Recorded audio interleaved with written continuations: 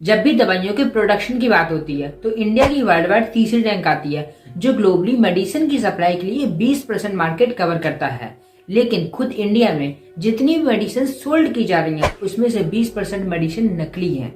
यानी हो सकता है अभी आप जो मेडिसिन ले रहे हो वो भी एक नकली मेडिसिन हो। कोविड-19 में जब दवाइयां ही एक ऑप्शन था कोविड से बचने के लिए, तब कुछ कंपनीज नकली और घटिया क्वालिटी की दवाइयां बनाकर मार्केट में सर्कुलेट कर रही थी।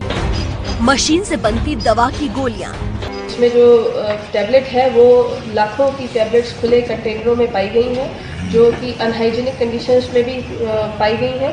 कोविड-19 से पहले जितनी भी दवाइयां मार्केट में अवेलेबल थी उसमें से 4.5% दवाइयां घटिया क्वालिटी की थी।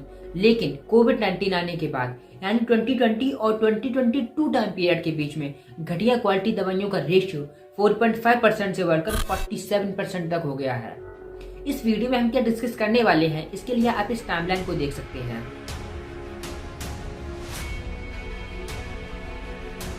वीडियो में आगे बढ़ने से पहले हम एक टर्म का मतलब समझ लेते हैं जो हमारे लिए जानना जरूरी भी है और कहीं ना कहीं आप इसे टीवी या इंटरनेट पर भी सुनते रहते होंगे।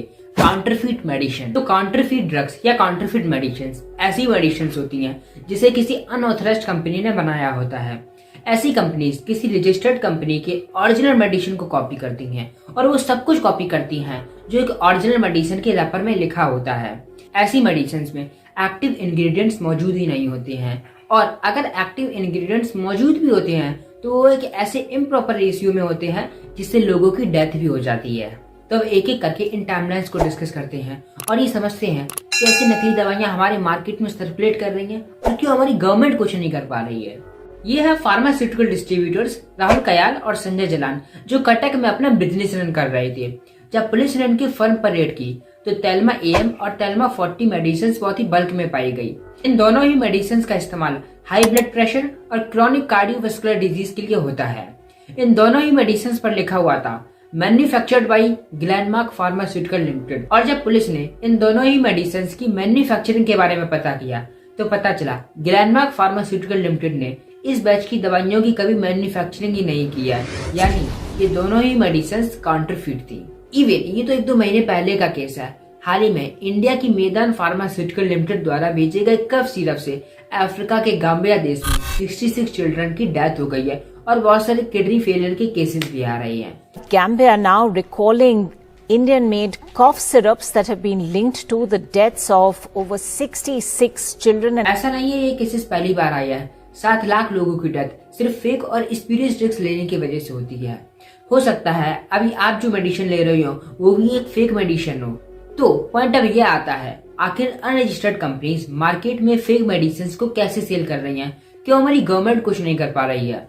तो अनरजिस्टर्ड कंपनीज मार्केट में फेक मेडिसिन को सेल कर पा रही हैं, इसके कुछ रीजंस हैं, जैसे फार्मास्यूटिकल इंडस्ट्री का गिरोह होना, पुअर फार्मास्यूटिकल रेगुलेशंस का होना, दवाइयों के महंगे दाम का होना और लैक ऑफ पब्लिक अवेयरनेस। अब इंडिया में ज्यादातर लोग मिडिल क्लास हैं, तो ज्यादातर लोग महंगी दवाइयां अफोर्ड नहीं कर सकती। बस इसी का फायदा उठाते हुए कुछ ग्रुप ऑफ कंपनीज और कुछ लोग सिर्फ अपने प्रॉफिट के लिए फॉल्स मेडिसिन की सप्लाई शुरू कर देते हैं। अब इंडिया का फार्मास्यूटिकल मार्केट बहुत ही बड़ा है। इंडिया में 3000 ड्रग कंपनीज हैं और 10,000 से ज्यादा मैन्युफैक्चरिंग यूनिट्स हैं। तो इतनी बड़ी इंडस्ट्री को मेंटेन करने के लिए एक बहुत ही बड़ी सप्लाई चेन की जरूरत है। इस पूरी सप्लाई चेन को मेंटेन करने के लिए अलग अलग यूनिट्स हैं, जैसे सप्लायर्स, डिस्ट्रीब्यूटर्स, रिटेलर्स, रीसेलर्स। इसी वजह से कुछ ग्रुप ऑफ कंपनीज और कुछ ग्रुप ऑफ पीपल के लिए बहुत ही आसान हो जाता है मेडिसिन में एडल्ट्रेशन करना और सब स्टैंडर्ड क्वालिटी के इंग्रेडिएंट्स का इस्तेमाल करना। तो हमारी गवर्नमेंट क्या कर रही है? वो क्यों ऐसी अनरजिस्टर्ड कंपनीज पर बैन नहीं लगा रही है? तो इसका रीजन है टेस्टिंग फैसिलिटीज और ड्रग इंस्पेक्टर की कमी होना। एक रिपोर्ट के हिसाब से इंडिया में 47 ड्रग टेस्टिंग फैसिलिटीज और 7 सेंट्रल लैब्स हैं जो एक साल में केवल 8000 सैंपल्स को टेस्ट करती हैं, जबकि इंडिया में हर साल लाखों मेडिसिन और ड्रग्स का प्रोडक्शन होता है। इसी रीजन से बहुत सारी मेडिसिन बिना टेस्टिंग के ही मार्केट में अवेलेबल हैं। कोई भी मेडिसिन काउंटरफीट है या नहीं है, इसे टेस्ट करने के लिए सिर्फ 20 से 30 लेबोरेटरीज हैं। तो ये बहुत ही डिफिकल्ट टास्क हो जाता है सभी मेडिसिन की टेस्टिंग करना। इसी रीजन से इंडिया में बेची जा रही 20% मेडिसिन नकली है, यानी काउंटरफीट है। इवन हर 50 मैन्युफैक्चरिंग यूनिट और 200 डिस्ट्रीब्यूशन रिटेलर के लिए सिर्फ एक ड्रग इंस्पेक्टर है। इसी वजह से हर एक मेडिसिन की टेस्टिंग करना पॉसिबल नहीं हो पाता है।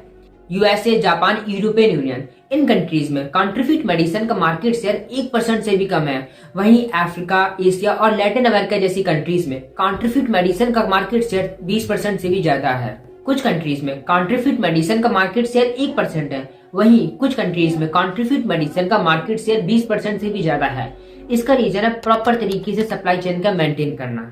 तो ये कुछ रीजंस थे जिसकी वजह से इंडिया में काउंटरफिट मेडिसिन जैसे क्राइम हो रहे हैं ना। अब हमारी गवर्नमेंट को क्या करना चाहिए, हमारी गवर्नमेंट को कौन से स्टेप्स लेने चाहिए जिसकी वजह से काउंटरफिट मेडिसिन का क्राइम को रोका जा सके।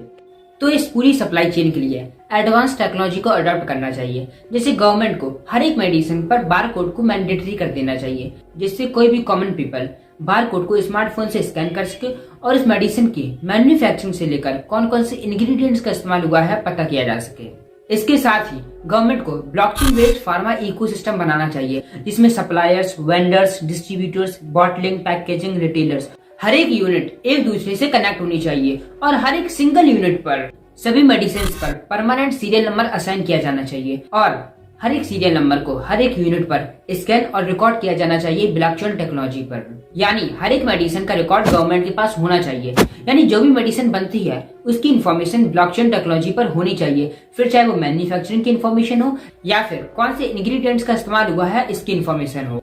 इसके साथ ही गवर्नमेंट को स्टेट और नेशनल लेवल पर ज्यादा से ज्यादा ड्रग इंस्पेक्टर को अपॉइंट करना चाहिए, जिससे ड्रग इंस्पेक्टर के कंट्रोल में हर एक यूनिट पर ज्यादा से ज्यादा टेस्टिंग की जा सके और ज्यादा से ज्यादा ड्रग टेस्टिंग लैबोरेटरीज को ओपन करना चाहिए, जिससे इंडिया में बनने वाली ज्यादा से ज्यादा दवाइयों की टेस्टिंग की जा सके।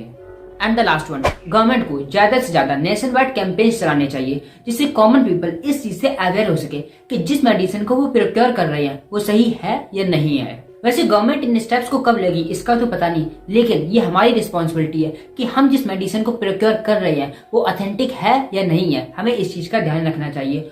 और इसके साथ ही हमारे आसपास रह रहे लोगों को फेक मेडिसिन के बारे में अवेयर कराना चाहिए। वैसे गवर्नमेंट को और कौन से स्टेप्स लेने चाहिए इस काउंटरफिट मेडिसिन के क्राइम को रोकने के लिए कमेंट्स में जरूर बताइएगा।